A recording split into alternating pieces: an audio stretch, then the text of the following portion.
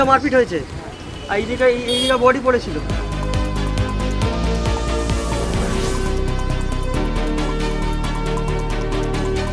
কি দেখলেন সকাল 7টা? এখন ও 1 কাপ চা দিয়েছিল, কে? আমাদের ছেলে পেলে চা দিয়েছিল 1 কাপ। তখন ও চাটা খেয়েছে, খাওয়ার পরে ওকে হসপিটাল নেওয়া হয়েছে। নেওয়া হওয়ার ওইখানে হসপিটালে ভর্তি করার সঙ্গে সঙ্গে মারা গেছে।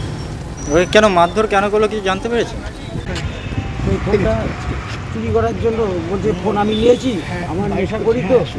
তারপরে ও ফোনটা বলছে আমি রেখেছি, আমার মনে নেই। তারপরে তাও ওরা শুনি, তারপরে মারধর করেছে। কি দিয়ে মেরেছিল?